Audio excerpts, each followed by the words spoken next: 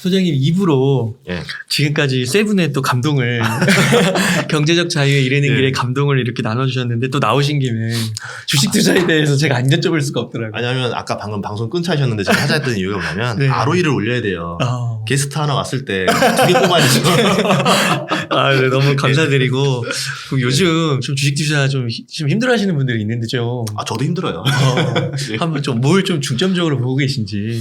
지금 네. 어떤 생각을 하냐면 네. 제 생각은 이래요. 이렇게 하락이 긴 건 처음이었어요. 다우지수도 뭐 8주 연속 하락 이러는데 99년 만에 최장기간 하락이라고 하고 지금 뭐 나스닥이나 이런 것도 7주 연속 하락인데 이게 닷컴 버블 이후로 최장기 하락이에요. 주봉으로 봤을 때 계속 하락하고 있다는 거죠? 주봉 연속 7주 연속 하락은 거의 존재하지 않던 일이 벌어진 거죠. 그러니까 시장이라는 게 우리의 예상 범위 안에 돌질 않아요. 저번에 코로나 때 이후도 적당히 반등하겠지 뭐 그냥 보통 2200에서 무너졌으면 코스피 한 2200까지 정도 오는 게 우리가 정상이라 생각하는데 거기서 50%를 더 올라가가지고 3300을 가버립니다.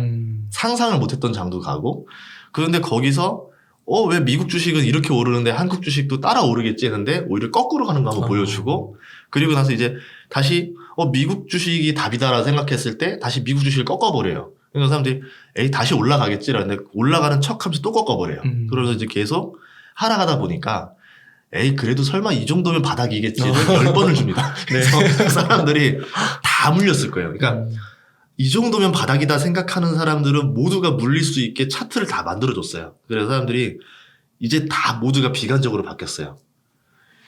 보통 일반적으로 보통 한 4주 정도 하락하면 반등을 주더라 이런 관점을 가졌는데 그런 예상을 다 깨버리고 깊고 긴 하락을 만들어주니까 모두가 비관론자로 바뀌었기 때문에 저는 이제 어떻게 보면 이제 상승장이 다시 올 거다라 생각을 해요. 근데 이제 그 상승장이 올 거다라는 막연한 기대만 가지고 투자했다가 또 아까 말한 대로 시장의 예상이 벗어나가 버리면 또 당하는 거잖아요. 그래서 저는 지금 어떻게 생각하냐면 시장보다는 그냥 기업 자체를 보자. 그래서 상승장에도 오를 수도 있고 하락장에도 오를 수 있는 기업들을 준비를 하고 있었어요. 예전에는 인플레에 강한 기업만 투자를 하다가 지금 제가 보는 뷰는 인플레가 꺾일 거다라 봐요. 지금 사람들은 그렇게 생각 안 해요. 물가가 잡힌다는 거죠? 네, 물가가 잡힌다는 상상을 못 하고 있습니다. 실제로 잡히고 있지도 않고 그러면 이제 1년, 2년 영원할 거다라 보는데 제가 생각하는 투자의 기본 핵심은 세용지마예요. 떨어지면 오르고 오르면 떨어지는 거고 인플레도 우리 시장 평균보다 굉장히 오버한 상태의 인플레였다라고 하면은 이게 언젠가는 떨어지는데 급하게 오르면 급하게 떨어진다라는 거죠. 우리가 생각하지 못한 타이밍에 꺾이기 시작하면서 굉장히 빠르게 내려올 수도 있다라는 거죠. 물론 그 시기를 맞출 수는 없습니다. 그럼 인플레가 꺾여 나가면 인플레에 강한 주식들 위주로 투자했던 사람들조차도 주가가 안 오르거나 다시 내려오는 일이 벌어질 수 있다는 거죠. 그러면은 인플레로 투자해서 나온 수익은 어느 정도 된 것 같고 그러면 그 다음은 무엇이냐라고 했을 때 오히려 제가 생각하는 거는 인플레가 꺾이면서 고성장 기업들이 다시 매력을 가질 거라 봐요. 인플레가 꺾인다는 게 좋은 의미로 안 꺾일 수도 있어요. 스태그플레이션으로 꺾일 수도 있는 거고 아니면은 불황이 와서 꺾일 수도 있는 거고 불황이 오니까 사람들이 잘려나가고 기업들이 투자를 안 하니까 인건비가 잡히기 시작하면서 물가가 잡혀가지고 인플레가 꺾이면 좋은 인플레가 아니거든요. 그럼 디플레 예를 들어서 제가 불황이라고 했을 때 침체해서 투자할 데가 없는 거예요. 어떻게 보면은 강남의 이 거리에 맛집이 되게 많았었는데 맛집이 다 망해가지고 이제 맛없는 가게들밖에 안 남고 맛집이 3개밖에 안 남았다 생각해 보세요. 그럼 사람들은 어디를 갈 것인가? 맛집 줄이 엄청 길어지겠죠. 그러면 성장주, 아까 말한 대로 맛집이라 불리는 기업들 얼마 안 남은 이 성장주로 돈이 쏠릴 수밖에 없다는 거죠. 그래서 저는 오히려 지금은 ROE가 30% 이상 나올 수 있을 만큼의 고성장 기업들이 있는데 그럼에도 불구하고 사람들이 다 비관적으로 내려 꽂으면서 주가가 별로 오르지 않은 이런 기업들을 다시 보고 있어요. 이거는 지금 지금 당장 주가가 오를지 모르겠는데 나중에 이제 다음을 대비하면 그런 주식들이 낫지 않을까 이렇게 생각하고 있습니다. 그러니까 실제로 그 성장주 미국의 빅테크 같은 것들 보면 PER 많이 빠졌잖아요. 많이 빠졌죠. 혹시 그 적정 PER 이런 것도 좀 있으세요? 적정 PER을 따로 구하지는 않고요. 개인적으로 구하는 건 있어요. 아까 말한 대로 적정 가격을 줘야 되는 거예요. 그러니까 운동선수를 내가 FA 한다 생각하시면 돼요. 20승 투수를 10억에 끊어와야 된다. 이건 말도 안 되는 거잖아요. 20승 투수는 80억 줘도 된다. 그리고 10승 투수는 40억 줘도 된다. 그러니까 그 어떤 실적에 따라서 내가 가치를 부여하면 되는데 제가 보는 거는 이제 ROE예요. 얼마나 기업이 매출 성장률 그리고 자본 효율이 높으냐를 봐야 되는데 한국 기업 ROE가 30% 높으면 PER 20배 이상 적용해도 괜찮다라 봐요. 그런데 이제 외국 기업 같은 경우는 자본을 좀 의도적으로 많이 줄여서 ROE가 다 좋아요. 그러니까 그 ROE를 보면 안 되는 거고 매출과 이익 성장률밖에 볼 수가 없죠. 거기다 이제 배당이라는 안전판을 봤을 때 이 정도면 PER 20배여도 괜찮아. 예를 들어서 애플이 PER 20배면 나쁜 거 아닙니다. 뭐 넷플릭스 같은 경우도 재작년만 해도 PER이 80배였었어요. 근데 지금 PER이 막 15배, 17배 이렇게 됐거든요. 성장이 꺾였다라고 하지만 PER 15배가 되면 꺾인 성장치고 나쁘지 않은 거예요. 뭐 매출과 이익이 영원히 감소한다 그러면 문제가 되겠지만 뭐 옛날 정도 작년 수준의 성장을 어느 정도만 만들어 준다라고 하면 PER 15배, 17배는 너무 저렴해지는 거죠. 결국은 돈을 버는 거, 돈을 앞으로 얼마나 잘 벌어올 건가와 그거 대비 PER이 얼마 정도냐를 보는 게 중요한 것 같아요. 예를 들어서 워렌 버핏 같은 경우도 인수하는 기업들 보면은 되게 PER 낮은 거 사올 것 같잖아요. 굉장히 비싼 거 사와요. 그래요? 20배 이상 되는 것도 많이 사와요. 그래요? 그럼 우리 입장에서는 왜 저렇게 비싸게 사냐. 그러니까 워렌 버핏이 주주 서한에서도 많이 얘기를 하는 게 주주들이 불만을 많이 가져요. 왜 비싸게 샀냐. 서한에서 설명해 주죠. 돈을 잘 벌고 성장을 잘 할 건데 당연히 그 정도에 대한 적정한 가치를 주는 게 맞다. 그게 대표적으로 시즈캔디 이런 것들이거든요. 그래서 저도 좋은 기업은 적당한 가격을 주자. 대표적으로 지금 빅테크들 보면 굉장히 저렴한 것들이 많죠. 뭐 메타는 15배, 구글이 20배. 그러면 그걸 봐야 되는 거죠. 앞으로 이익이 떨어질 기업이냐 오를 기업이냐. 앞으로 이익이 올라갈 거다라고 보면은 20배는 나쁘지 않은 게 되는 거고 떨어진다라는 뷰를 관점을 갖게 되면은 20배 PER이 지금은 20배지만 내년에 30배가 되고 내후년에 40배가 되니까 이거는 사양 산업이다. 근데 제가 아무리 생각해도 구글이라든가 애플이라든가 이런 빅테크 기업들 보면은 PER 20배 선이 되면은 이거는 조금 사양 산업은 아니거든요. 아무리 계산해도. 그러면 제가 봤을 때 이건 사양 산업이 아니기 때문에 PER 20배에서는 나쁘지 않을 거다. 네, 그렇게 보고 있어요. 그러니까 이게 PER 20이라고 하면은 그냥 그거만 딱 들었을 때 되게 싸게 느껴지거든요. 근데 지금 어떻게 안 사잖아요, 사람들이. 그런 것도 되게 이게 시장이 어떻게 이렇게 분위기가 확 바뀌는지. 운동선수들도 그래요. 제가 야구를 되게 좋아하다 보니까 야구 선수들도 보면은 FA가 보면 기업들이 돈을 잘 벌 때는 이 FA 금액이 막 천문학적으로 터지고 다 기업이 어려울 때는 FA 금액이 낮게 나와요. 운동선수의 승수는 똑같은데 그 당시 때 시장의 분위기에 따라 완전 달라지는 거죠. 네, 그래서 그 주가는 기업의 가치로 되는 게 아니라 투자자들의 심리로 정해지는 거기 때문에 그래서 투자자들의 심리가 엉망일 때 기업 가치는 나쁘지 않은 기업들을 사면은 오히려 괜찮다라 보고 있죠. 그리고 이제 더 중요한 거는 이 성장주들, 고성장주들의 가장 관점은 성장이 끝났나 안 끝났나를 봐야 돼요. PER이 약간 높기 때문에 운동선수로 치면은 이제 나이가 35세 된 운동선수를 데려온 거예요. 여기서 더 성장하길 바라면 무리가 되겠죠. 그러니까 적당한 할인값을 쳐야 되겠죠. 근데 예를 들어서 한 31살 정도 된 성장주, 빅테크주들이 그 정도 나이쯤 된 것 같아요. 아직은 그래도 5년은 더 성장할 수 있을 만큼의 에이스로서 유지할 수 있는. 뭐 예를 들면 애플은 뭐 전기차도 할 수 있는 거고. 그렇죠. 이제 스마트카 얘기도 나올 거고, 이제 AR, VR 얘기도 나올 거고, 이러면서 그런 성장들이 남아있다라고 하면은 이 정도 가격이면 나쁘지 않아. 이렇게 보는 거죠. 물론 이제 데려왔더니 갑자기 그때부터 망가지고 사업 안 해요, 뭐해요, 막 이렇게 뭐 퍼지고 나면은 제가 실패한 거죠. 제가 구단주로서. 근데 그게 아니고 정상적으로 제가 골랐다라고 하면 기본적으로 돈을 잘 버니까 저한테는 나쁘지 않겠다 생각하고 있습니다. 지금 7주 연속 이렇게 하락을 하고 진짜 빅테크 많이 떨어졌잖아요. 그래서 이렇게 좀 지수가 많이 내려가는 이유도 좀 있잖아요. 그 워런 버핏이 이 시기 때 그 애플을 한 7천억인가 이렇게 추가 매수를 했다고 하더라고요. 그러면은 그 금액으로 보면은 어떻게 보면은 워런 버핏도 물린 거네요. 평단가로는 안 물렸죠. 평단가는 안 물렸지만 30달러에 샀어요. 그러니까 근데 그 추가 매수 금액으로는 물렸다고 볼 수 있는 거죠. 150달러쯤에 한번 추가 매수를 했어요. 그리고 140달러, 130달러가 내려왔으니까 물렸다는 생각을 우리 관점에서 하는데 버핏의 관점에서 완전히 다르죠. 왜냐하면 우리가 생각하는 물렸다라는 관점은 주가를 중심으로 보는 거예요. 150달러, 130달러, 150달러 기업의 가치는 배제하고 주가로 봤습니다. 근데 버핏의 관점에서는 애플이라는 기업이 현금을 얼마나 창출해내고 있고 그 기업 대비 이 정도 가격이면은 내가 뭐 EV/EBITDA 넣었을 때 나쁘지 않다. 그러면 저렴하게 산 거다. 나는 할인가로 산 거다.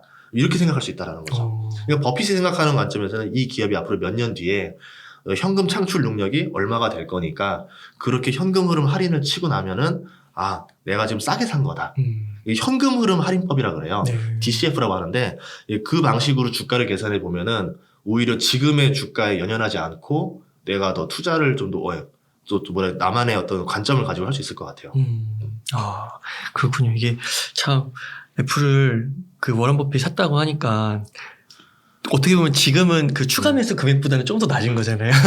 그러니까 이걸 사고 싶다는 생각이 들기도 하고. 아니면 거꾸로 말하는 사람도 있어요. 버핏도 후달려서 이제 사람들 개미들 좀 사게 하려고 주가 방어를 했다. 아니 그때 언론에 그게 나오더라고요. 그 자신이 더 살 수 있었는데 네. 사니까 올라가서 덜 샀다고. 그 찰리 먼거가 한 발언이거든요. 네. 그래서 차트를 비교해 보니까 그때 3월 달에 네. 딱 그 순간적으로 하락한 게 한 이틀인가 3일 하락한 적이 있었어요. 그날이었던 것 같아요. 그때 산 거예요. 네, 그 가격대가 이제 평당 150불 정도였던 것 같은데, 그러니까 정말 그때만 딱 세일하고 다시 다 원상복구됐어요. 그러니까 찰리 먼거의 발언을 생각해보면 전할자구나 이렇게 추측이 되는 거죠. 근데 그때보다 더 싸게 내려왔으니까 지금이 2분기니까 언제 얼마나 샀는지는 알 수가 없어요. 이제 그게 이제 앞으로 7월달, 8월달 이야기가 나올 또 거니까 나오는 거죠 그때. 그때쯤 되면 우리가 한 박자 늦은 거죠. 아, 저때 샀었어야 되는데 이제 그거는 이제 나중에 열어보면 알겠죠.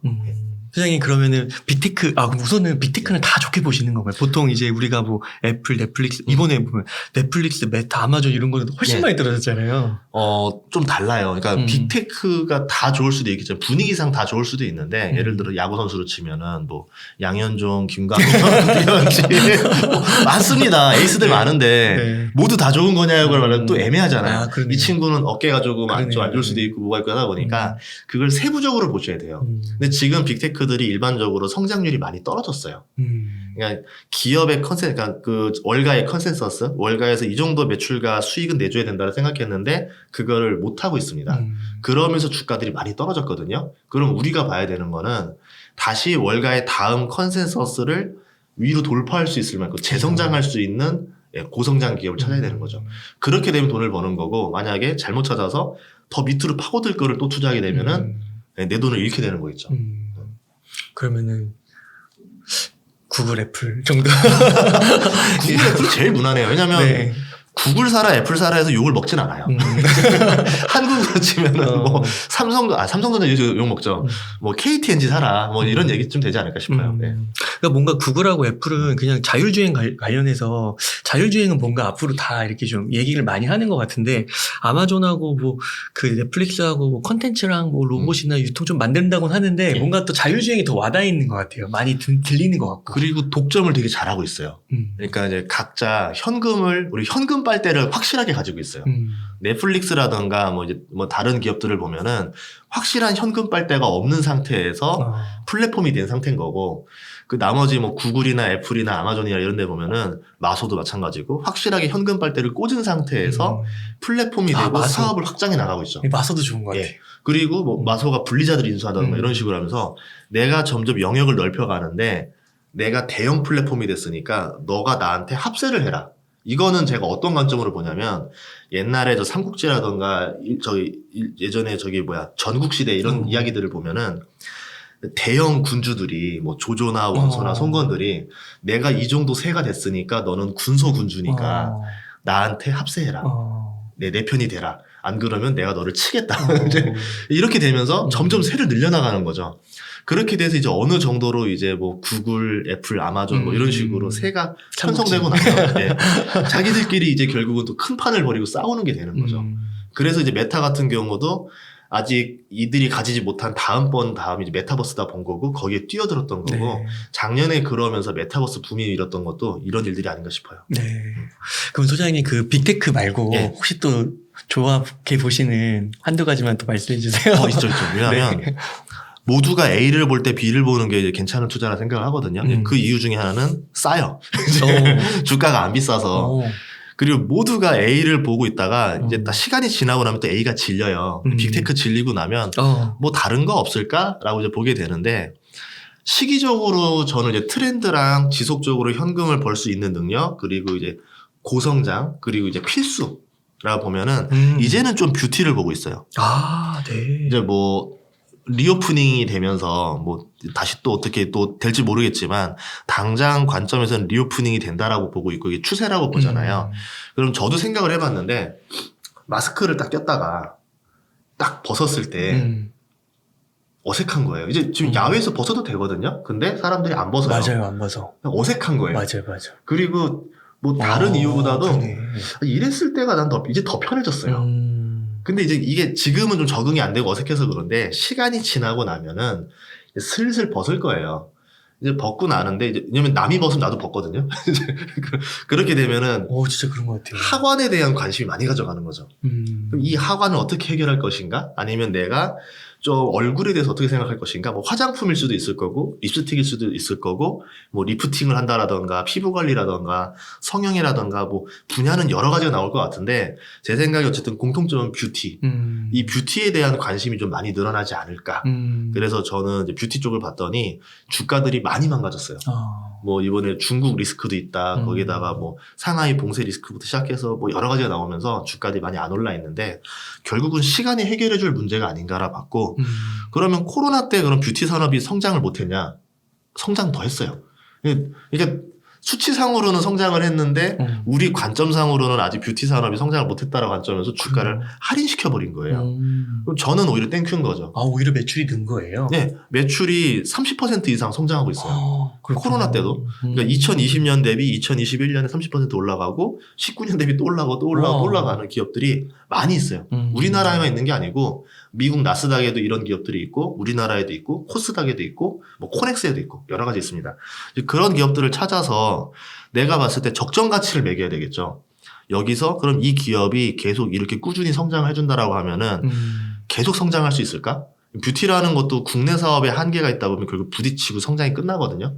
그러면 성장이 끝나는 시점에 있는 기업을 살 것인가? 이제 갓 성장을 하는 기업을 살 것인가? 아니면 글로벌적으로 안정적으로 성장하는 것을 살 것인가? 뷰티 시장이 가장 어디가 큰가? 우리나라가 아닙니다. 미국, 브라질, 중국 순위가 그렇게 돼 있어요. 의외로 브라질 시장이 크구나. 브라질 시장을 어떤 기업이 장악했는가? 그럼 중국이라는 곳으로 우리나라에 어떤 기업들이 들어갈 수 있는 건가? 그러면 아직 열리지 않은 호재가 되겠죠? 매출 성장으로. 이런 기업들도 찾아보면 좋을 것 같고. 그러면 이제 또 시장에서 반응을 봐야 되겠죠? 그래서 저도 이제 한번 좀 피부과를 갔다 오려고요. 그래서 받아보고 나서 어떤 제품이 가장 효율적이겠구나. 그리고 시장의 반응이 이거구나. 이런 것들을 봐야 될 것 같아요. 왜냐하면 기존에 유명한 거랑 최근에 좀 치고 올라오는 거랑 이런 것들이 다 있잖아요. 그 좀 이제 결국은 고객들이 결정하는 거기 때문에 고객에게 가장 잘 맞춘 제품은 어떤 것인가. 이런 것들을 보면은 좀 투자에 도움이 되지 않을까 싶어요. 국내 기업을 보시는 거예요? 글로벌 뷰티 회사보다는? 그게 다 괜찮아요. 지금 그 업종 내에서 뭐 대표적으로 뭐 하나의 예시를 들자면 피부과 쪽에서도 이제 뭐 리프팅 쪽으로 하면은 굉장히 여러 가지가 있는데 글로벌 기업도 하나 있고요. 근데 PER이 굉장히 저렴해서 얘는 또 매력적이고 우리나라 안에서는 또 유명한 기업들 그러니까 외국에서 좀 비싼데 우리나라에서 좀 저렴하게 할 수 있는 것들이 있었고 그 다음에 또 이제 막 갓 등장해서 재작년에 갑자기 혜성처럼 등장한 기업이 나와가지고 시장을 굉장히 빠르게 잠식하는 야구 선수로 치면 2년차 유망주 이제 한 5년차 이제 좀 중간 허리급 그리고 이제 어떻게 보면은 35살에 이제 약간 에이스 고참 에이스 뭐 이렇게 다 나눠져 있더라고요. 어디에 투자할 것인가? 어떤 호재들이 남아있는가? 누가 제일 저렴한가? 누가 제일 성장률이 빠른가? 그럼 성장 대비 누가 더 가장 가성비가 좋을 것인가? 이거를 아까 말한 대로 시간 ROE, 자본 ROE 다 계산하면서 평가를 해보는 거죠. 야. 그래서 지금 되게 매력적인 기업들이 좀 보였던 것 같아요. 다 PER보다는 ROE가 더 위에 있었어요, 다들. 네. 그래서 소장님께서 말씀해 주신 게 이제 인플레이션 지나서 물가가 잡힌 후를 생각해 보자. 조금 더 멀리 보고 그러면은 이제 성장주, 빅테크를 좀 언급해 주셨고 그 다음에 리오프닝 관련해서 이제 뷰티 쪽을 좀 언급해 주셨습니다. 네, 너무 좋은 것 같습니다. 소장님, 지금 그러면 이제 이러한 곳에 만약에 현금 여유가 있다면 조금씩 투자를 하면 이제 좋은 거잖아요. 그쵸. 근데 이 투자는 아까 말한 대로 본인이 선택을 한번 해봐야 될 것 같아요. 이제 저도 이제 본인이 생각해서 이제 판단하고 나서 이게 확실하다라고 해서 투자했을 때 성공하는 것도 좋은데 물려도 봐야 돼요. 물려보면서 뭐가 잘못됐지? 이렇게 돼야 되거든요. 제가 뷰티를 관심 가지게 된 이유는 뭐냐면 실패를 했기 때문에 이제 뷰티에 관심을 가진 거예요.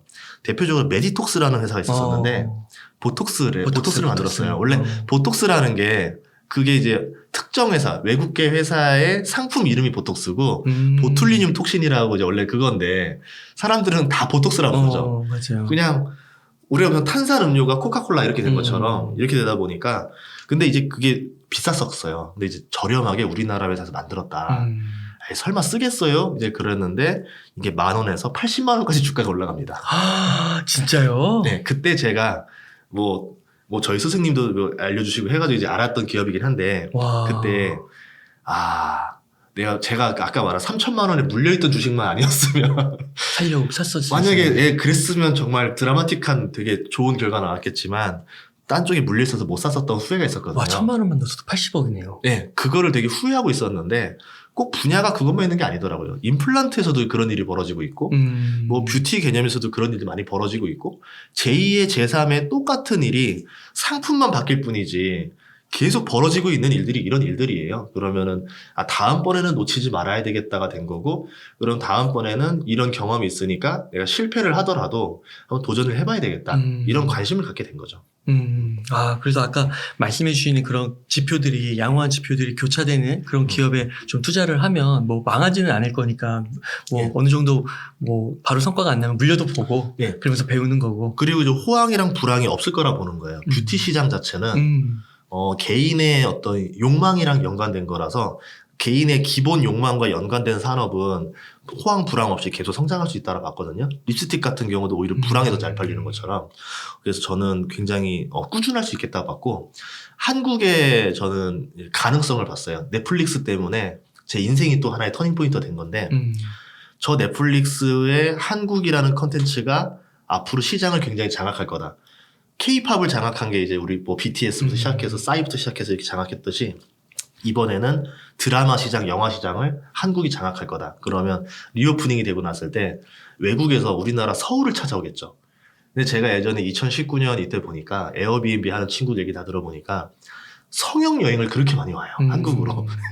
한국에 와서 여행도 하고 성형도 하고 이제 피부 관리도 받고 이제 그러다 보니까 아마 이런 관련된 상품들이 단순하게 국내 내수로만 돌진 않을 것 같다라는 생각을 하게 됐습니다. 네. 되게 소장님 투자의 연결성이라 해야 되나요? 상상력이 되게 좋으신 것 같아요. 그리고 이제 아까 앞서서도 세븐 갖고 촬영도 했지만 이렇게 계속 미래를 읽으시려고 하고 누구보다 이렇게 빨리 습득을 해서 먼저 가 있으시려고 하고 이런 게 되게 강하신 것 같습니다. 왜냐면 제가 느낀 건 남보다 싸게 사야 안전하게 사고 돈을 벌 수가 있는데 그러려면 먼저 가는 수밖에 없더라고요. 네. 소장님, 지금 시점에서 저희가 좀 되새길 만한 투자의 원칙, 이런 게 있으면 조금 몇 가지 언급 부탁드리겠습니다. 투자에서 이제 세옹지마라고 하자라고 하면은 시장에 따라서 우리가 너무 많이 연연했었어요. 스태그플레이션 우려라는 50년 만에 말도 안 되는 일까지 나올 정도가 됐으니까. 근데 이런 경우에서도 가장 성공 확률이 높은 투자는 현금 창출 능력이 우수한 기업에 투자하는 방법이었던 것 같더라. 그러면은 지금 관점에서 어떻게 보면 투자의 원칙을 다시 한번 깨닫게 되는 시간인 것 같아요. 호황장에도 돈을 벌어야 되고 불황장에도 버는 게 더 중요한 투자지 호황장에만 크게 버는 투자가 꼭 투자는 아니다.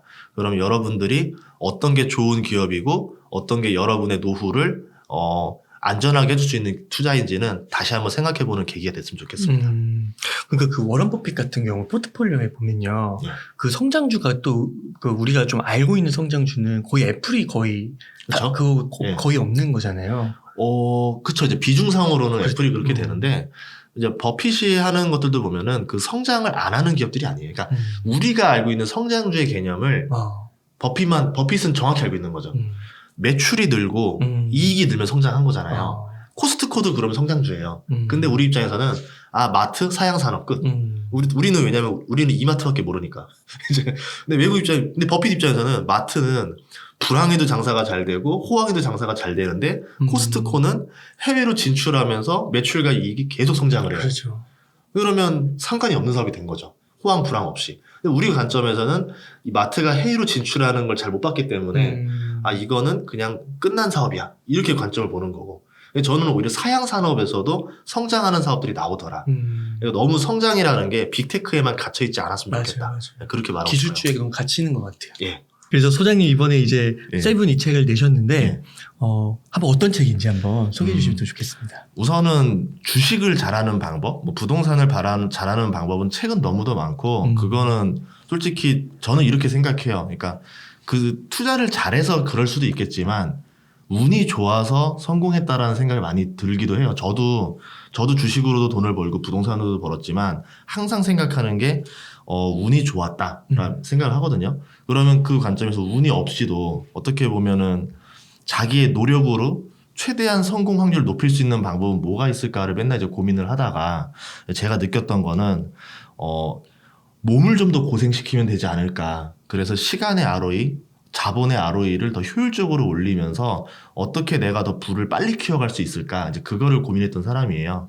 이제 그렇게 됐었던 계기는 저도 뭐 좀 어렵게 갑자기 돼가지고 저 무슨 드라마처럼 잘 살다가 갑자기 그냥 망해가지고 한순간에 모든 걸 잃어보고 나니까 이제 사람이 그러고 나니까 다시 빨리 복구하고 싶다는 생각이 많이 들더라고요. 주식으로 치면은 심각하게 하락을 하고 나니까 V자 반등을 하고 싶다. 그럼 어떻게 하면 V자 반등을 할 수 있을까? 맨날 이제 고민하다 보니까 제가 돈을 더 많이 벌고 더 투자를 잘해야 되겠다. 이런 생각을 하게 됐었던 것 같아요. 그래서 15살에 이제 어떻게 보면 이제 진짜 이제 나락이라 해야 되겠죠. 돈을 잃고 나니까 부모님들도 다 떠나고 이제 뭐 저랑 여동생이랑 단지 할머니 댁에 이제 살면서 이제 학교를 다니고 그렇게 되다가 한 1년 정도 지나니까 부모님이 다시 찾으러 와가지고 이제 찾으러 와서 이제 이사를 가게 됐는데 그때부터 이제 진짜 고민했던 것 같아요. 와, 어떻게 살지? 이제 정말 진짜 1차원적인 욕구 있잖아요. 어떻게 살지가 이제 고민인 거예요. 어떻게 먹고 살지? 먹고 사는 문제만 해결되면 솔직히 원이 없겠다. 그게 이제 첫 번째였었고, 두 번째는 뭐냐면, 그러면 잘 살고 싶다라는 생각이 다시 드는 거예요. 집을 갖고 싶다. 그러려면 어떻게 해야 될까? 근데 돈을 벌어야 되는데, 출발선이 너무 완전히 밀려버렸죠. 중고등학생 때, 일반적으로는 부모님이 적당한 직장이 있고, 이제 적당한 이제 뭐 학비를 대줄 수도 있을 거고, 이제 그렇게 되는데 저는 어떻게 내가 학원비를 벌어야 되지? 어떻게 해야 이 학교를 다닐 수 있지? 고등학교를 고민했었어요. 근데 제 주변에 한 명은 고등학교를 포기하는 친구도 있더라고요. 진학을. 그런 걸 보면서 나도 그렇게 해야 되나를 한참 고민하다가 장학금을 받으면서 다닐 수 있다라는 말을 들어서 장학금을 받으려면 뭘 해야 되냐니까 고등학교 입학 시험을 잘 쳐야 된대요. 그래가지고 이제 고등학교 입학 시험을 이제 치기 위해서 이제 공부를 했는데 학원비가 없잖아요. 그래서 어떻게 해서 이모한테 가서 학원비 좀 빌려달라 해가지고 학원비를 빌려서 학원을 다녔는데 너무 실망한 거예요. 왜요? 다들 되게 저는 정말 소중한 돈이라 생각했거든요. 그 한 달 학원비가. 다른 친구들은 학원을 도망 다녀요. 어떻게 하면 도망가서 PC방 갈 수 있을까 고민하는 거예요. 그리고 진도도 너무 느리고 그걸 보면서 필요 없겠다 싶어서 나오고 그냥 수학의 정석 한 권 들고 도서관을 혼자 다녔습니다. 근데 이제 수학의 정석이 제 인생을 바꾼 터닝 포인트였거든요. 감사합니다. 홍성대 교수님. 왜냐하면 너무 해설이 불친절해요. 그래서 모르겠어요, 솔직히. 그래서 문제 푸는 법을 모르겠는 거예요. 그래서 하루 종일 그냥 멍 때리다가 못 풀고 나온 적도 있었는데 그렇게 한 달 반을 그래도 계속 그 자리에 앉아서 공부를 했습니다. 그러다 보니까 그 불친절한 해설 와중에도 제가 이렇게도 해결해보고 저렇게도 해결해보고 하면서 문제 해결법을 터득했어요. 그 문제 해결법을 터득하고 나서 내려와서 이제 나중에 봤더니 제가 이제 고등학교 입학 시험 때 수학만 그 학교에서 4등으로 들어갔을 거예요. 그러면서 수학 때문에 장학생이 됐고 이제 학비를 받으면서 학교를 다닐 수 있게 됐고 예, 그러면서 좀 이제 다행히 안도감이 좀 생겼죠. 예, 그러고 나서 이제 대학교를 가야 되는데 또 문제가 생기더라고요. 그럼 대학 학비는 어떻게 해결할 거냐? 이제 방법이 하나밖에 없더라고요. 일을 하면서 다녀야 되는데 제가 있던 데가 공주였었거든요. 근데 이제 공주에서는 뭐 학비를 벌 만한 뭐 자리가 별로 없어서 이제 그거 어떻게 할까 하다 보니까 부산이라는 곳에 가면 학비를 벌면서도 과외를 많이 할 수 있겠다 싶어가지고 이제 부산에 있는 교대를 가게 됐습니다. 이제 그러면서 거의 입학 전부터 이제 과외를 구했던 것 같아요. 예, 그리고 또 인생을 바꿔줬던 분이 그래서 과외를 구했는데 한 분이 이제 입학도 전에 저를 이제 면접을 봐주면서 3명을 불렀더라고요. 과외 전문 강사 그리고 이제 공대 박사 과정 밟으시는 분 그리고 대학교 입학도 안 한 저. 당연히 면접 보고 나서 떨어졌다 생각했는데 그러네요. 어떻게 보면. 다음날 제가 합격했어요. 그래서 나중에 알려주시더라고요. 왜 그러냐 했더니 눈빛이 제일 마음에 들었다. 그때 느꼈던 것 같아요. 아 이게 스펙이 중요한 게 아닐 수도 있겠구나. 무형적인 것들도 있겠구나라고 해서 그때부터 열심히 좀 더 가르쳤고 보여줬는데 정말 운이 좋았는지 그 학생이 정말 낮은 성적이었는데 되게 높은 성적으로 2개월 만에 많이 올라왔어요. 전교 4등인가 그랬죠. 그 과에서 실업계니까 그 두 반이 한 과거든요. 그 과에서 4등으로 올라가는 거예요. 거의 바닥에서. 그러니까 이 아버지가 놀래서 자기 딸도 가르치라고. 그리고 이제 4년 정도 저한테 맡겨주셨는데, 예, 이제 맡겨주면서 또 독특했던 중에 하나는 제가 이제 어떻게 잘 살고 싶었다라는 열망을 보셨나 봐요. 그런지 건설회사 사장님이셨는데 본인이 부산에서 건설 현장을 이제 돌잖아요. 가끔 저를 데려가서 보여주시는 거예요. 진짜요? 예, 이게 얼마짜리가 투입이 되고 얼마가 나와서 회전율이 얼마나 되니까 몇 개월 뒤에 내가 바로 지어서 되팔면 얼마다. 저는 아니 임대를 놓으시고 현금 창출을 만드시면 되지 않냐고 했는데 아니다. 그거보다 회전을 더 빨리 치는 게 더 낫다. 이제 그때가 부동산 경기가 되게 좋던 시절이었어요. 2005, 6, 7이었으니까. 그걸 보면서 아 건설업이 이런 거라는 거를 오히려 공부를 했습니다. 이런 식으로 이제 막 하다 보면서 조금씩 성장했었고 그 다음에는 과외를 한 다음에는 이제 제가 한 달에 한 320만 원씩 벌게 됐던 것 같아요. 근데 문제가 모든 시간을 돈 버는데 다 투입하고 나니까 체력이 건강이 깎여나가더라고요.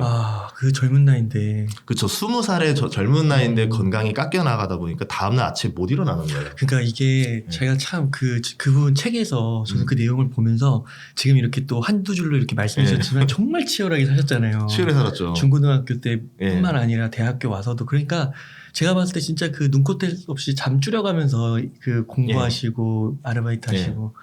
그래서 저는 그래도 20대니까 할 수 있었던 것 같아요. 그래서 어땠냐면 잠을 누워서 안 잤어요. 이제 이불을 45도로 딱 이렇게 해놓으면은 반 쇼파가 되죠. 이렇게 해서 자면 한 4시간 뒤에 불편해서 깨요. 그럼 이제 일어나서 다시 나가고. 그러니까 못 일어날까봐 그렇게 잔 거잖아요. 네, 못 일어날까봐. 왜냐하면 저 같은 경우 이제 그때는 과외 선생은 프리랜서잖아요. 약속을 못 지키면 잘릴 거 아니에요. 예, 그거는 굉장한 충격이 올 수 있으니까 그러기 위해서 몸을 좀 고생을 많이 했었죠. 예, 그렇게 하다가 다음에는 이제 학원 강사로 들어가고 그러다가 또 스카웃을 받았어. 너무 운이 좋아서 이번에는 아예 사업을 해보자라고 해서 공부방을 차려가지고 수학을 가르쳐서 이렇게 했었는데 그게 되게 잘 됐죠. 그때 경제적 자유를 처음 느껴봤어요. 22살에 느꼈어요. 그래서 왜냐하면 학원 강사를 했을 때 제가 600만 원 가까이를 제가 매출을 일으켰더니 원장 선생님이 자기 아들 과외까지 해서 170만 원을 줬었거든요. 그러다가 제안을 받았을 때 아니다. 내가 차려보자라고 생각해서 차렸더니 근무 시간은 훨씬 줄면서 한 달에 한 550 이상을 벌게 됐던 것 같아요. 그러면 느꼈던 게 이거는 사업을 하고 내가 판을 벌리는 사람이 돈을 버는 거지 그 판에 들어가는 사람은 결국은 많이 벌 수는 없구나. 그걸 굉장히 빨리 깨달았던 게 22살이었던 것 같아요. 그러니까 제가 지금 말씀을 들으면서 되게 어린 나이 때부터 이게 되게 판단할 수 있는 능력이 있으셨던 것 같아요. 그러니까 예를 들면은 학원 같은 것도 딱 판단을 해서 이거 학원비 이거만큼 그 투자 대비 결과가 안 나온다. 그쵸. 그래서 딱 그걸 정리하기도 하시고, 그다음에 또 대학 선택 기준도 내가 대학 등록금과 일을 같이 하려면 이런 걸 판단하는 게 사실 그 나이에 갖기 쉽지 않거든요. 진짜 힘들었어요. 왜냐하면 그때 그 학원에 제가 단순하게 숫자로 계산할 수 없었던 게 짝사랑이 거기 학원 다녔거든요. 그 상태에서 그 이제 중3 끝난 친구가 짝사랑이 다니는 학원을 같이 다니다가 거기를 포기하고 나간다는 것 자체는 굉장한 결심이긴 합니다. 네. 정말 감사합니다. 그러니까 그게 그런 판단, 그런 세밀함까지 그게 이제 사실 되게 커가지고 경영 같은 거 공부할 때 그런 것들을 알게 되는 거라고 저는 보거든요. 이게 좀 확장돼서 기업 운영할 때 그런 판단, 의사결정력. 근데 그런 게 어디서 왔을까? 근데 그 어렸을 적에 그 먹고 사는 고민부터 시작하셨던 그 1단계. 그게 너무나도 치열했기 때문에 맞아요. 이게 여기까지 이렇게 어린 나이에 조숙하신 게 아닌가. 그리고 꿈을 많이 꾸고 많이 포기해봤었어요. 그러면서 제가 느꼈던 건 뭐냐면 아니다 싶으면 빨리 포기하는 게 훨씬 이득이다라는 걸 많이 느꼈었거든요. 원래 제 꿈이 야구 선수였었는데 하필 그 이사 온 데가 제가 박찬호 선수 윗집으로 이사 온 거예요. 그러니까 2001년, 2년이었으니까 박찬호 선수가 이제 LA 다저스에서 텍사스로 넘어가서 최고 연봉 찍을 때였는데 그러니까 선수가 살던 건 아니고 선수 가족들이 사는 집이죠. 대신 고향 끝나면 오시고. 근데 저희 집 그 산비탈이다 보니까 그대로 다 보이는 거예요, 이 집이. 그러면서 꿈을 다시 꾼 거예요. 다시 야구를 해야 되겠다.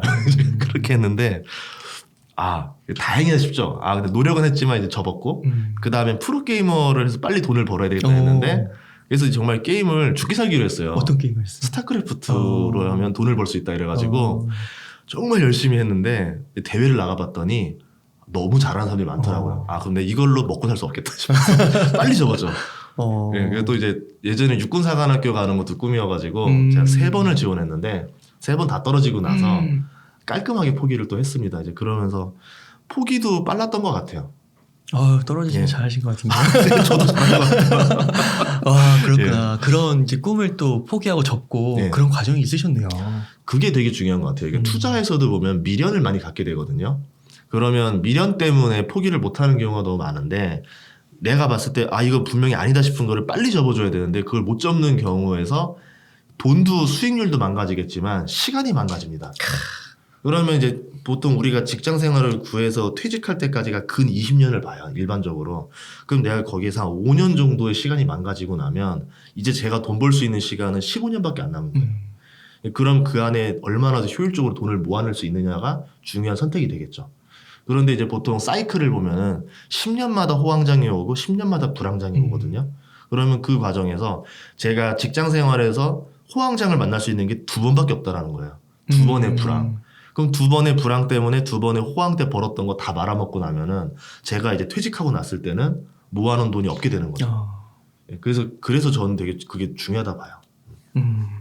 그러니까 그 꿈을 포기했다고도 하셨지만 그게 결국에는 어떻게 보면 또 작은 실패였던 거잖아요. 결과적으로 그쵸. 봤을 때는. 지금 소장님께서 책에도 이제 밝혀주셨으니까 그 자산 정도. 뭐 한번 말씀해 주시겠어요? 안 그래도 되게 고민을 했어요. 그래서 얘기를 했는데 우선 제가 자산을 잘 안 열어봐요. 안 열어보는 이유는 그냥 저만의 개인적인 이유인데 제가 자산을 확인하려고 했을 때마다 안 좋은 일이 많이 벌어졌었어요. 이제 약간 그 뭐라고 해야 될까? 자만심이 든다라고 해야 될까? 이제 그 수익률을 보고 이제 보는 순간 이제 뭔가 약간 저도 모르게 어깨뽕이 들어가나 봐요. 그러면서 저 스스로가 잘 안 풀리더라고요, 일이. 그래가지고 저는 그냥 대략적으로 대충 알겠지만 뭘 얼마에 샀고 얼마 샀으니까 알긴 알겠지만 그거를 합해서 계산을 안 하려고 의식적으로 노력하는 게 있어서 대략적으로는 뭐 어쨌든 경제적 자유를 보통 30억 이상이라고 보면은 그 이상은 됩니다. 근데 그 이후로는 제가 별로 측정을 안 하고 있고 최근에 또 지금 하락장이라서 하락장에 말씀드리는 게 굉장히 또 신뢰가 될 것 같아서 뭐 디테일한 거는 한번 다시 출연해서 말씀드리도록 하고 지금 자산 변동성이 너무 심해가지고 저도 지금 제가 얼마나 말하는 게 정확하지가 않을 것 같아요. 상장에 대한 내용도 지금 안 그래도 주식 시장이 안 좋아서 올해는 상장을 하나 안 하나 별반 차이는 없어요. 왜냐하면 제가 코스닥에 상장하는 게 아니기 때문에. 근데 이제 그냥 한번 해보고 싶었어요. 오피셜로 이렇게 단계를 밟으려 했는데 증시장이 너무 안 좋으니까 제가 이제 운영하고 있는 기업의 상장도 이제 한 타임 미루자라고 해서 아마 올해는 좀 어려워질 것 같아요. 한 내년쯤 지금부터 준비해도 6개월은 걸리기 때문에 그래서 한 내년쯤에는 준비하고 있습니다. 아, 그 코스닥 상장이 아니에요? 네, 코스닥 말고 이제 코넥스라는 데가 있는데 아무도 상장을 안 한다라는 한국 거래소 이제 그 뉴스가 있어서 알아봤더니 코넥스에 상장하는 게 너무 불리하대요. 코스닥으로 상장하는 게 훨씬 낫다. 그래서 코넥스에 하면 안 된다. 근데 저는 그런 거 있잖아요. 그러니까 제가 하겠다. 그래서 근데 이제 조건을 보면은 코스닥에 상장하는 거랑 똑같은 절차를 다 거쳐야 돼요. 회계감사 3번 받아야 되고 이제 이러면서 비용도 어마어마하게 들어가요. 그럼 코스닥에 상장하는 거랑 비용이 똑같이 들어가는데 왜 해야 되냐? 다 물어보는 거예요. 근데 저도 저한테 물어봤을 때 뭔가 좀 스토리를 만들어 보고 싶은 거예요. 이제 지금 저의 어쨌든 경제적 자유까지는 해봤고, 다음 스토리는 사업가로서의 이제 7년을 또 보내고 싶은데, 그때 이제 얼마부터 시작해서 얼마까지 됐다라는 스토리를 만들어 보면은 아마 좀 많은 분들한테 이렇게도 사업을 할 수 있구나. 좀 희망을 주고 싶어서 하나의 시도해 보는 겁니다. 지금 회사가 크진 않아요. 작아요. 그러니까 이게 책에 보니까 그 저자 소개란에 예. 지금 이제 그 많은 분들은 이제 유튜브로 많이 익숙하시겠지만 뭐 KBS 국민영수증 이런 거 통해서 이제 많이 익숙하시겠지만 지금 보면은 웹드라마, 웹툰, 영화를 제작하는 종합 콘텐츠 제작사를 지금 운영하고 계시잖아요. 또 오늘 이거 방송 끝나시고 골프 영상도 찍으러 가신다고. 계약하러 가신다고? 예, 이제 강사 섭외가 돼서 미팅하러 가는데 이제 온라인 강의도 많이 제작을 했었고 그러다가 어떻게 또 우연한 기회로 영화 투자도 했었어요. 이제 아마 좀 있으면 다음 달에 개봉하는데 그 영화 투자도 이렇게 하면서 제가 영화에도 출연을 했어요. 그러면서 이제 공부하다 보니까 OTT 시장의 확장이 굉장히 커지는 것 같아요. 그래서 넷플릭스가 커지는 걸 봤고 이제 제작사들의 꿈이 어떻게 하면 넷플릭스에 들어갈 수 있을까로 바뀌었어요. 근데 넷플릭스만 있는 게 아니라 OTT는 엄청나게 늘어났고 결국은 치열하게 붙을 건데 그럼 그 과정에서 우리가 알고 있는 일반적인 컨텐츠들, 영화 드라마가 아니라 이제 좀 특수한 컨텐츠들, 아이들을 좀 잡기 위한 컨텐츠들도 많아질 거다 이렇게 생각을 해가지고 컨텐츠 회사를 만들겠다라 또 생각을 하고 준비하고 있었더니 저희 회사가 기술력이 또 뛰어나진 않잖아요. 그러니까 또 기술력이 좋은 회사들이 제휴를 많이 해주셔가지고 이제 합작회사, 조인트 벤처들을 많이 만들었어요. 그래서 이제 되게 재미있는 것들을 많이 만들 것 같아요. 이제 교육 관련 컨텐츠를 많이 만들 것 같고, 그 다음에 이제 웹드라마 이거는 제가 이제 해보고 싶었던 것들이 있었는데, 이렇게 사업을 맞추면 되게 잘 될 것 같다라는 생각이 들었는데, 제가 또 알아보니까 비용이 엄청나게 비싸요. 웹드라마 제작 비용이. 그래서 저희가 가진 기술 중에 하나는 뭐냐면, 그 가격 경쟁력을 갖추지 않으면 사업을 시작하지 않는다는데, 지금 가격 경쟁력을 굉장히 많이 갖춰놨어요. 일반 제작사 대비 한 5분의 1 가격으로 찍을 수 있을 것 같아요. 그러면 망가져도 괜찮다. 망해도 괜찮으니까 한번 해보자. 제작사 영화 쪽을 하다 보니까 제작 단가가 비싸다 보면 투자사를 무조건 받아야 돼요. 그럼 투자사를 받게 되면 망하면 안 돼요. 그러면은 기성 감독, 기성 작가, 기성 배우만 써야 돼요. 신인한테 기회를 별로 줄 수가 없어요.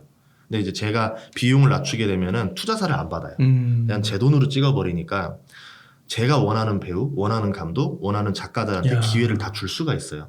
그러면 이제 그 친구들이 이제 몸값이 올라가게 되면은 그 친구도 성장하고 저희 회사도 성장을 하겠죠. 그래가지고 이제 소속사를 만들었어요. 어쩔 수 없이 이제 그 배우들을 뽑아서 저희가 다 이제 기획사를 계약을 체결하는 것 때문에 이런 사업들은 이제 뭐 유튜브에 알려지지 않은 그냥 저만의 어떤 개인 사업들입니다. 그러니까 그런 신사업이잖아요. 어떻게 보면 다른 분야 같은데 다 또 공부하셔가지고 그걸 또 시스템을 만들어 가시는 거잖아요. 그렇죠. 이제 계속 도전을 하는 거죠. 이제 어떻게 보면은 제가 이제 어떻게 보면 20살부터 지금까지 이제 18년 차라고 봐야 되는데 A라는 사업을 이제 어느 정도 완성하고 나면 여기에서 시간과 에너지를 최소한으로 만들어요. 그럼 남은 시간과 에너지를 가지고 다시 B라는 사업에 또 투자를 해요. 그럼 B라는 사업을 다시 일으키고 그게 또 안정화될 때까지 또 시간이 오래 걸려요. 그 다음에 또 에너지를 다시 또 뽑아서 C라는 사업에 다시 또 들어가요. 그럼 A라는 사업, B라는 사업을 버리는 게 아니라 A라는 사업, B라는 사업은 캐시카우가 돼가지고 다시 현금을 다시 충원을 해줍니다. 그러면 그 돈으로 다시 C를 하고 D를 하고 하니까 C가 망가진다 하더라도 A, B에서 나오는 현금 안에서 한 거기 때문에 타격이 또 덜한 거죠. 어떻게 보면 제가 워렌 버핏의 방식을 그대로 쓰고 있는 거죠. 사업에서도. 그러니까 그 소장님 유튜브 방송을 들으면 되게 깜짝깜짝 놀랄 때가 많아요. 아는 게 너무 많아가지고. 책도 보면은 뭐 그냥 단순 주식 부동산이 아니고 인문학까지 결합하셔가지고 교양까지. 그러니까 그런 것들이 정말 대단하신데 그런 학습 역량이 기본적으로 있으시니까 또 많이 그동안 그런 전철을 밟아오신 거고 그래서 이렇게 활동을 하고 계신 게 아닌가. 네.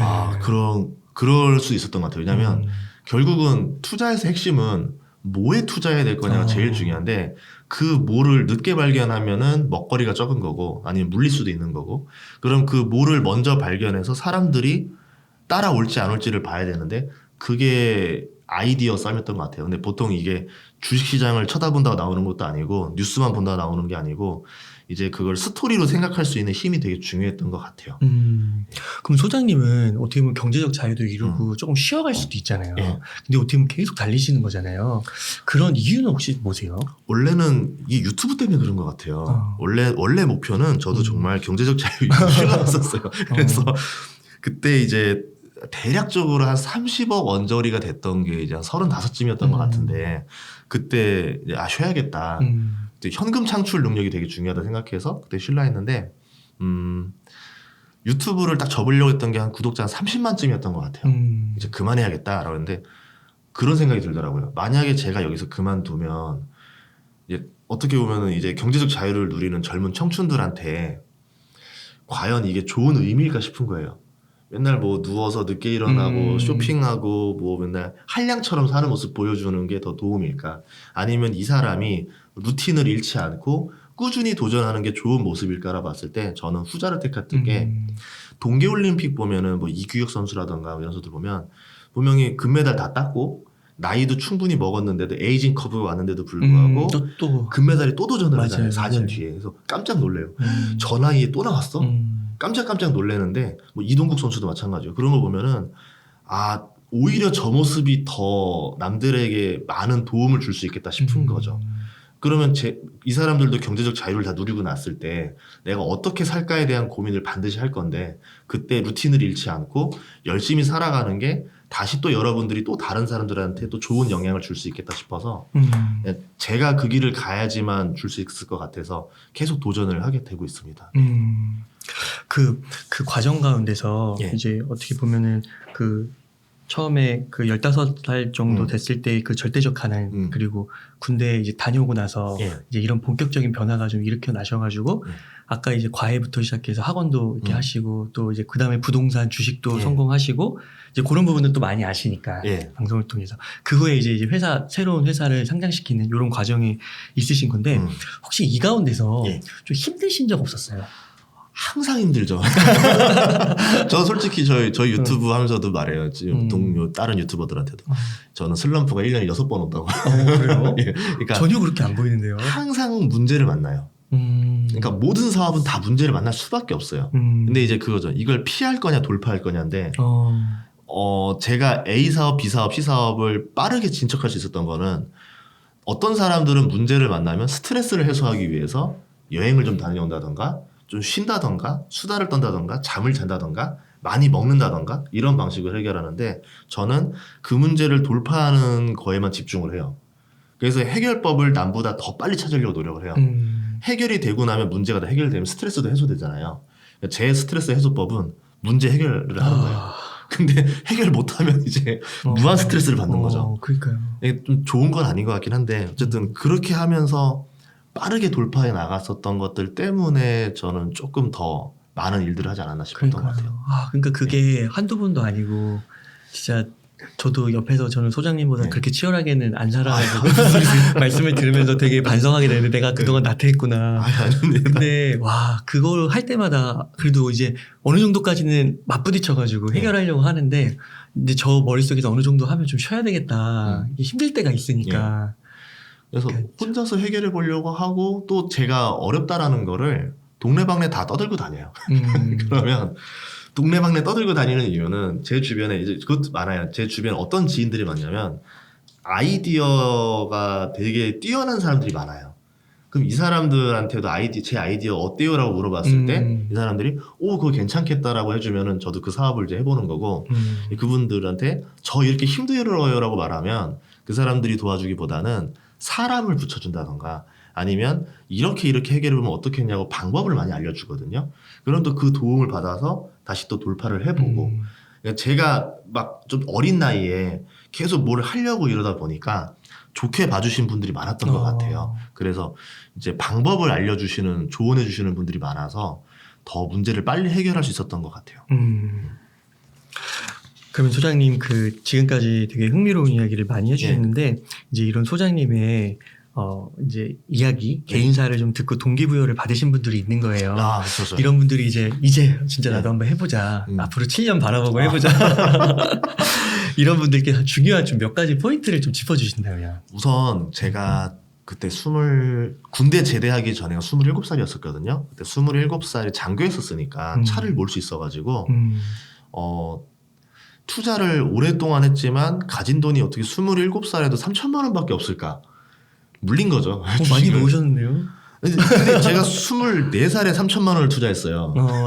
근데 그게 계속 지나서 3천이 돼 있는 거예요. 그래서 이게 저 되게 문제였던 거죠. 제가 그런 과거가 또 있으셨군요. 네. 그때부터 이제 어떻게 보면은 이제 다시 시작해서 27이 시작해서 7년을 더해서 33살쯤에 이제 경제적 자유가 되긴 했는데 그때 경제적 자유는 현금 흐름으로 경제적 자유를 만들었던 거고 35쯤에는 이제 자산으로 경제적 자유가 됐던 것 같아요. 그래서 저는 진짜 의미는 현금 흐름의 경제적 자유가 더 중요한데 사람들은 자산으로 자꾸 많이 보니까 그래서 뭐 7년이라 얘기를 했는데 제가 돈을 모은 거 자산이 불어난 건 7년이지만 반대로 역으로 생각하면은 20살부터 27살까지 7년 동안 재테크 공부를 엄청나게 했습니다. 7년의 준비 기간이 있었고 그 7년의 준비 기간 동안 돈을 못 모았다라는 얘기죠. 근데 다시 그 7년 뒤부터는 돈이 정말 그렇게 빨리 모인 건 처음이었던 것 같아요. 기본적으로 2배씩 올랐었어요. 근데 뭐 현금 흐름도 좋았던 것도 있고 투자도 운이 좋았던 것도 있었는데 그러면서 자산이 매년 2배씩 제곱으로 뛰니까 저도 이제 깜짝 놀랐죠. 그러면서 7년 만에 경제적 자유가 나왔다 이제 이런 건데 그래서 뭐 누구나 7년이 아니라 제가 말하고 싶은 거는 그 7년 준비 기간을 여러분도 얼마나 세팅을 잘하냐가 굉장히 중요할 것 같아요. 우선 현금 흐름을 무조건 늘리는 작업을 하셨으면 좋겠어요. 당장 내가 뭐 150인데 어떤 걸 투자해서 많이 벌까요가 중요한 게 아니라 내 월급이 150만 원이면 어떻게 250만 원으로 만들 수 있는지가 더 중요한 거예요. 자산은 진짜 의미 없어요. 왜냐하면 제가 30억이라 해도요. 솔직히 말하면 한 20년 뒤 30년 뒤에 아파트 한 채 못 살 수도 있어요. 그 돈으로. 제가 저희 집이 정말 어려웠을 때 1억이 부자라 했었거든요. 그러다가 제가 대학생 때는 10억이면 경제적 자유라고 그래서 태닝텐이 유명했었고 맞아요. 지금은 30억이라 하더라도 경제적 자유가 되게 애매해요. 솔직히. 그러면 이제 20년 뒤에 30억 가지고서는 경제적 자유입니다 말했을 때 사람들이 이제 비웃을 수도 있는 금액이 될 수 있다라는 거죠. 그러면 뭐가 가장 중요한 경제적 자유일까냐는 그 자본을 가지고 얼마나 현금을 더 효율적으로 뽑아낼 수 있느냐인데 솔직히 말하면 3억으로도 가능합니다. 3억으로 연 10% 배당 주는 주식만 가지고 있어도 연 3천만 원, 그러니까 월 250만 원씩을 내가 배당받을 수가 있어요. 그러네요. 그러면 얼마나 효율적인 자본을 세팅을 하냐에 따라서 내 경제적 자유가 그렇게 큰 돈이 필요 없다는 얘기인데 사람들은 오로지 자산의 크기만 가지고 얘기를 하니까 좀 많이 답답했죠. 근데 진짜 요즘에 현금 흐름 강조하시는 분들이 많은 것 같아요. 이제 장이 어려워지니까 그 얘기가 들어오는 거예요. 그렇구나.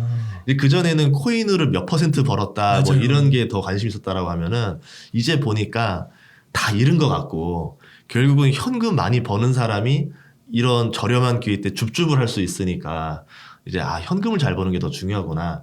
그래서 현금을 직장에서 많이 버는 방법이 있을 거고 직장 외에 프리랜서로 많이 버는 방법이 있을 거고 아니면 본인이 이제 직장 마치고 다음에 사업을 할 건데 그때 현금 흐름을 크게 늘릴 수 있도록 미리 준비하는 과정을 만들 수도 있을 거고 이런 것들에 대한 거를 미리 많이 준비하셨으면 좋겠어요. 대표적으로 저는 그렇게 하려면은 지금은 여러분들이 내가 1억 가지고 ROE를 10% 끌어올릴까요? 30% 끌어올릴까요가 중요한 게 아니라 시간을 얼마나 효율적으로 돌릴 수 있을까요? 집중했으면 좋겠어요. 시간의 ROE. 예. 시간의 ROE 보면 모두에게 똑같습니다. 24시간을 가지고 있는데 어떤 사람은 사업체를 5개를 동시에 돌리는 사람도 있고요. 어떤 사람은 직장 하나 갔다 와도 피곤해서 이렇게 뻗어 있는 사람이 있고 그럼 그 차이는 뭐냐면 제가 보니까 직장 생활 갔다 와서 피곤해서 뻗어 있는 것도 체력이 딸려서가 아니에요. 머리가 지쳐서예요. 그러니까 스트레스를 받아서 그렇더라고요. 제가 예전에 운전면허 처음 따고 나서 딱 일주일 동안 운전하고 났을 때 운전 20분 하고 오후 5시에 잠들었어요. 너무 스트레스 받아가지고 너무 힘들어 죽겠는 거예요. 그래서 그때 느꼈던 게 사람이 스트레스를 받으면 빨리 지친다. 그러면 이제 제일 중요한 건 내가 스트레스를 어떻게 하면 덜 받을 수 있을까를 관리해야지만 퇴근하고 나서 여유의 그 시간을 활용할 수가 있겠죠. 그리고 직장에서 내가 한 푼 두 푼 아끼기 위해서 출퇴근 거리를 굉장히 많이 멀게 왔다 갔다 하는데 저 같은 경우는 그때 조금 월세가 비싸더라도 출퇴근 거리를 아끼기 위해서 여의도에 살았었어요. 그러면서 그 아낀 시간을 가지고 더 일을 많이 했죠. 예를 들어 8시간 근무다라고 하면 뭐 밥 시간까지 9시간일 겁니다. 그럼 출퇴근 시간 뭐 한 30분 잡으면 10시간 정도를 직장에서 빼요. 그러면 저에게 남은 시간은 14시간인데 그 중에서 내가 한 4시간만 잔다라고 하면 너무 힘들다. 5시간만 잔다라고 하면 자, 그러면 1시간 정도 씻고 뭐 준비한다라고 하면은 저한테 8시간 정도의 여유 시간이 나와요. 그럼 이 8시간을 가지고 무엇을 할 거냐에 따라 달라지죠. 8시간을 가지고 내가 뭐 일을 할 거냐, TV 볼 거냐, 친구랑 놀 거냐의 선택의 여지가 있는데 저 같은 경우는 이제 글을 쓰는 프리랜서 일을 했었어요.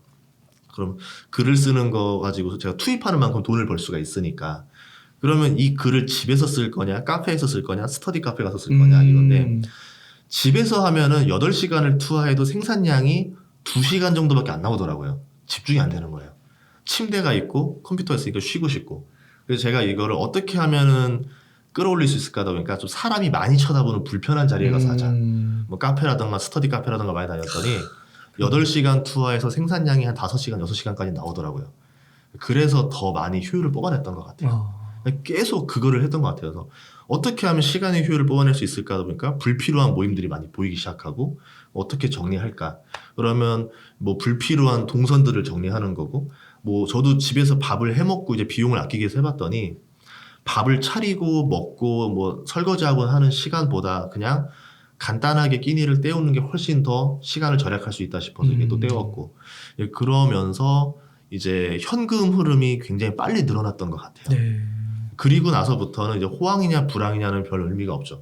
이제 호황장에는 호황대로 즐기면 되고 불황장에는 나오는 현금 창출 능력으로 뭐 부동산을 사든 주식을 사든 뭐라도 사면 되는 거고 이제 그렇게 세팅이 되고 나서 보니까 지금 같은 경우는 스태그플레이션이다 뭐다라고 해서 저도 많이 고민을 해봤더니 50년 전에가 스태그플레이션이었었거든요. 네. 그때를 겪어본 투자자는 한 명밖에 없습니다. 워렌 버핏. 그 워렌 버핏은 어떻게 이 위기를 겪어 나갔나 했더니 버핏조차도 가지고 있는 주식들이 3분의 1 토막 정도 다 났었어요. 다 박살났어요. 그때 모두 공평해요. 근데 버핏이 가지고 있는 기업은 박살이 안 나는 거예요. 기업이 벌어들이는 돈은 똑같아요.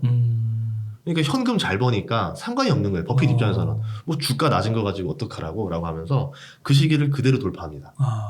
그럼 지금 시기에 우리의 해답은 뭐냐면 현금 창출 능력이 정말 중요할 거다. 어차피 지금 뭐 주식 살 돈도 없을 거야. 뭐 저도 그래요. 다 그래요. 이제 그런 상황에서 이때는 주식은 주식대로 알아서 시간이 지나면 다시 오르겠거니라고 버려두고 오히려 이 시즌에 내가 어떻게 하면 현금을 더 많이 늘릴 수 있을까? 다음 기회가 왔을 때 어떻게 투자해서 돈을 많이 벌 수 있을까? 이런 고민을 집중하는 게 더 낫지 않을까 싶습니다. 그러니까 그 워런 버핏이 몇 가지 그 이번에도 그거 뭐죠? 주주총회 할 때 맨 마지막에 뭐에 투자해야 되냐고 어떤 분이 질문을 던졌다는데 자기한테 투자하라고 그랬대요. 너 일 열심히 하라고. 그게 진짜 중요해요. 저도 솔직히 제가 주식 유튜버다 보니까 저도 주식장을 매일 보게 돼서 괴로워 죽겠는데요. 원래 아까 제가 잔고 안 본다 했잖아요. 잔고를 안 보는 수준이 아니라 제가 유튜브 하기 전에 투자 때는 주가도 확인 안 했었어요. 주가를 확인할 이유도 없었고 그냥 이 기업이 그러니까 이런 게 있어요. 내가 이 기업을 샀는데 이 기업은 주가 확인 안 해도 되겠다 라는 기업이 있어요. 그 기업을 사는 거지. 아침마다 9시에 화장실에 뛰어가서 열어봐야 되겠다. 그 기업은 안 보는 거예요. 그러니까 시간을 버리게 되잖아요. 차트라든가 뭐 투자하는 방법으로도 이제 투자로 돈을 번다라고 하는데 노동력이 들어가게 되면 그만큼 저도 시간에 대한 가치를 깎아 먹어야 됩니다. 그렇죠. 근데 예를 들어서 뭐 버핏이 투자하는 기업들 보면은 불황이 오든 호황이 오든 돈 잘 버는 기업. 그럼 이 기업은 성공 확률이 굉장히 높겠죠. 뭐 수익률은 뭐 그렇게 높지 않다 하더라도 그럼 제 입장에서는 시간을 세이브했고 스트레스를 세이브했기 때문에 그거를 다른 데로 돌려서 돈을 벌면 된다는 거죠. 아마 버핏이 한 말이 그런 뜻일 것 같아요. 그러니까 우리가 어떻게 보면 코로나 이후에 예. 되게 주식과 부동산이라는 그 나 외 바깥에 있는 자산에 투자하는 예. 그 정신이 오히려 다 글로 가서 몇 퍼센트 오르고 예. 언제 팔고 이런 게 되게 강했던 것 같아요. 예. 근데 장이 이래서 그런가 환경이 이렇게 돼서 그런가 진짜 이제 그런 메시지는 그 상황에서는 맞았지만 지금은 이제 그 가중치라고 해야 되나 비중이 좀 줄어드는 듯한 느낌? 그래서 장이 굉장히 좋던 시절에 네. 저희 회사도 뭘 준비했냐면 라이브 커머스를 준비했어요. 예. 그 라이브 커머스를 준비한 이유는 오히려 좋을 때. 그쵸. 라이브 커머스라는 사업이 너무 매력적인 거예요. 누구나 이제 소자본으로 각자 홈쇼핑을 가지게 된 거예요. 그럼 내가 물건을 잘 만들고 기획만 잘해서 잘 설명을 하면은 돈을 벌 수 있는 세상이 된 거죠. 근데 사람들이 모두 지금 다 주식 뭐 살까, 코인 뭐 살까, 부동산 뭐 살까로 다 쏠려 있어요. 그럼 이때 천천히 준비하면 된다. 이렇게 봤던 거고. 그리고 아마 제 생각에는 이제 조금 장이 조금 어렵고 하니까 이제 다시 창업 분위기가 많이 열풍을 일으킬 것 같아요. 리오프닝 끝나고 나면. 어떻게 하면 소자본으로 창업을 해서 돈을 많이 벌 수 있을까인데 라이브 커머스 시대가 열렸기 때문에 꼭 좋은 자리에 가게 지을 필요도 없고 내가 내 집에서 뭐 벽이랑 조명이랑 카메라만 갖다 놓으면 물건 잘 팔면 되는 오로지 기획력으로 승부 볼 수 있는 그렇게 되면서 또 새로운 돈벌이 방법이 많이 나오지 않을까 또 그렇게 생각을 합니다. 야, 또 소장님은 또 그걸 예견하고 계시는 건데 보고 계신 거네요. 그렇게 될 것 같고 실제로 많이 더 성공 사례들이 나와서 또 되게 좋을 것 같아요. 이제 그 다음은 뭐냐면 이제 OTT 영향으로 인해서 이거를 한국어로 한국 사람한테만 팔 생각하지 말고 중국어로 한다라던가 이제 뭐 동남아시아어로 번역을 한다던가 해서 해외로도 팔 수 있는 방법을 뚫는 사람들이 돈을 많이 벌겠죠. 근데 해외로 수출하는 게 굉장히 귀찮거든요. 조건들이 많이 여러 개가 있어서. 네. 그래서 많이 또 시도를 안 할 거예요. 제가 여러 재테크를 하면서 느꼈던 공통점은 뭐냐면 사람들이 귀찮은 걸 안 하려고 그래요. 그래서 그 귀찮은 걸 하면 돼요. 그러면 경쟁자가 다 떨어져 나가요. 되게 쉬워지는 거죠. 경쟁률이 떨어지니까 내가 성공할 확률이 확 올라가죠. 그 귀찮음 때문에 사람들이 시도 안 한다라는 거는 나한테 주어진 굉장히 좋은 기회가 되는 겁니다. 그래서 기업으로도 주식으로도 돈 벌 때 뭐였었냐면 남들이 귀찮아서 조사하기 싫어하는 기업들 많이 투자했던 것 같아요. 뭐 조금 유명한 주식들은 애널리스트들이 다 전망치를 만들어주고 뉴스에서 다 나오니까 투자하기 너무 편해요.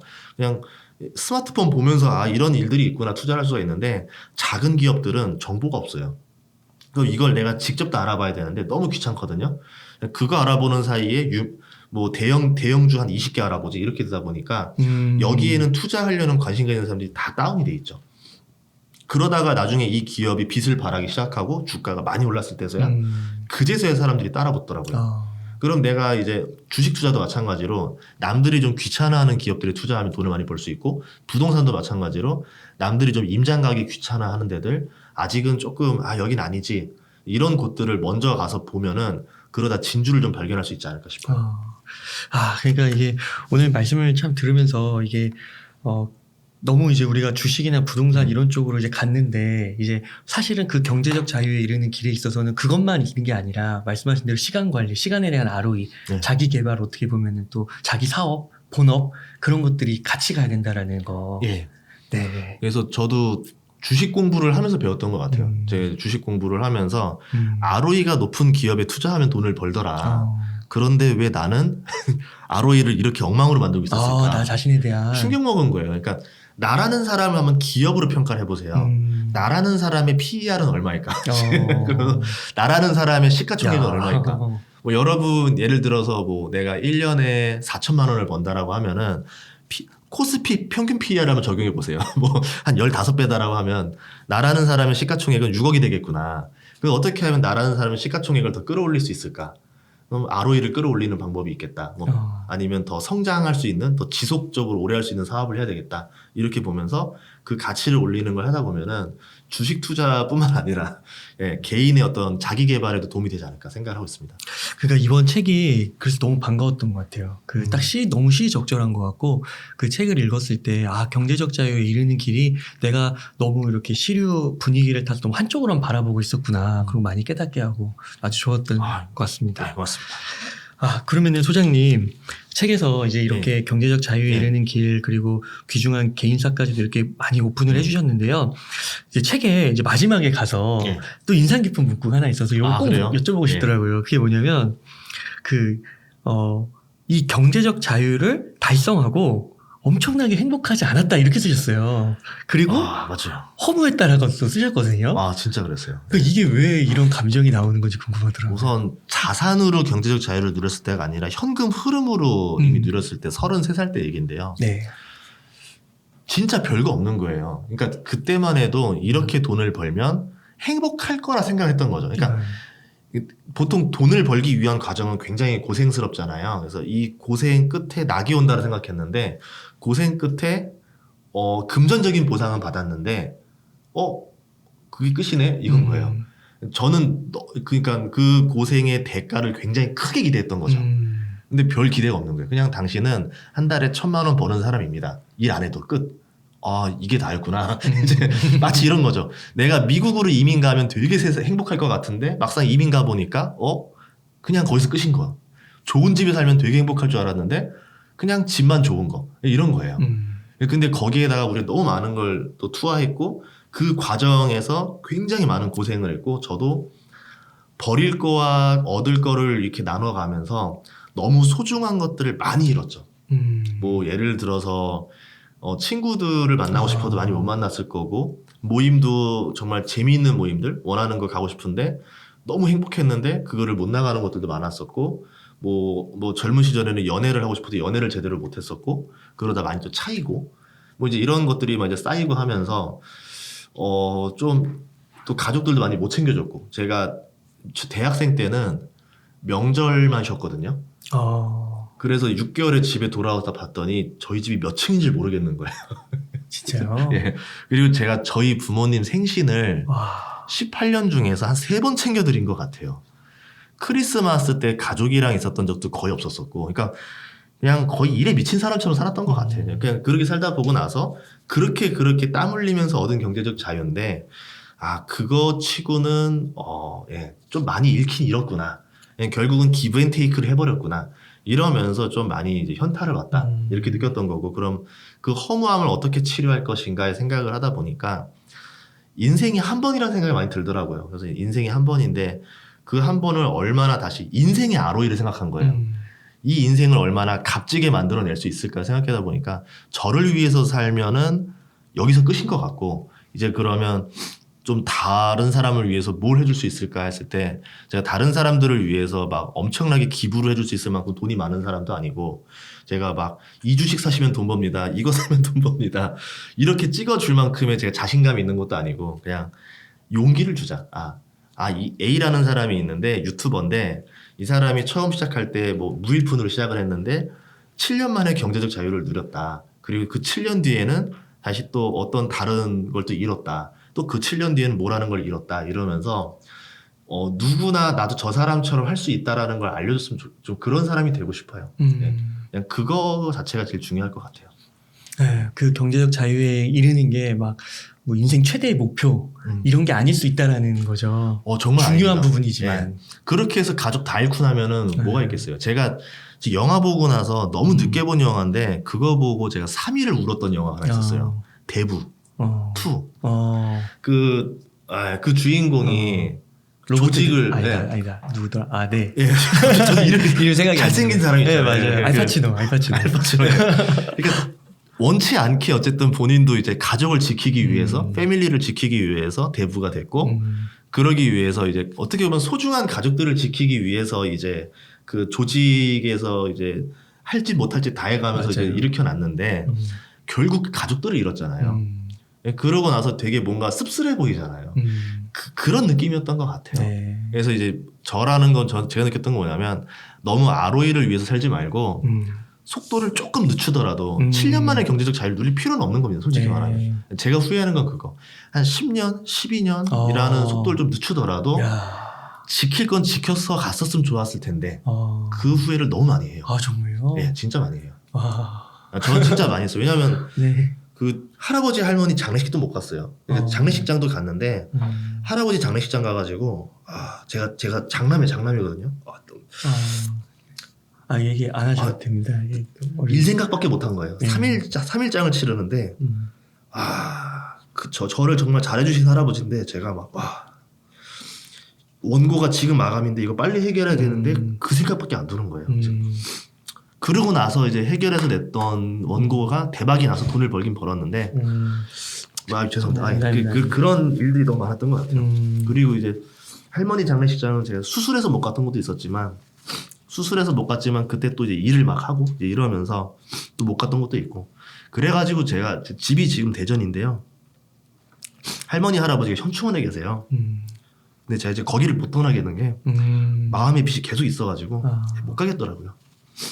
그때 이제 저희 부모님이 이제 망하고 정말 어려웠을 때 할머니 할아버지가 키워주셔가지고 저한테는 이제 엄마 아빠 같은 분인데 그 부모 상을 제대로 못 치렀으니까 그 죄도 참 있다 싶어서 그래서 여러분한테 말하는 거는 너무 속도에 연연하지 않았으면 좋겠어요. 소장님 참 그 귀중한 진짜 이거 쉽게 얻을 수 없는 그런 건데 이렇게 좀 감동을 전달해 주셔서 감사해요. 나중에 혹시 이거 좀 어려우시면 안 나가도 돼요. 아니다. 그냥 보내주세요. 왜냐하면 그럼에도 불구하고 제가 속도에 대한 책을 썼던 이유는 분명 부작용이 있어요. 부작용이 있다는 걸 말씀드리고 싶고 그런데 누구보다 출발선이 늦은 사람들이 분명히 있을 거예요. 나 그러면 친구들보다 출발선이 너무 느린데 따라잡고 싶고 그리고 언젠가는 역전도 해보고 싶고 하는 사람들한테 이런 방법이 있다. 그러니까 내가 몸을 조금 고생하고 좀 힘들더라도 시간을 아껴서 돈을 아껴서 이렇게 성공하는 방법이 있다라는 거를 좀 말씀드리고 싶었었어요.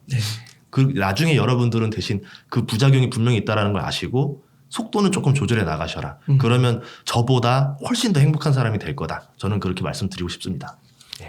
네, 소장님 감사합니다. 그러면서 또 한편으로 드는 생각이 정말 어떻게 보면은 그 S&P 500 같은 거에 넣어놓고 시간의 복리를 사면 30년, 40년 후에 그냥 50억 될 수 있고 100억 될 수 있잖아요. 그러니까 버핏이 하는 말이 괜한 말이 아닌 거예요. 그러니까 그냥 평균 정도 이상 넘어가려고 하면 효율이 안 나온다는 거죠.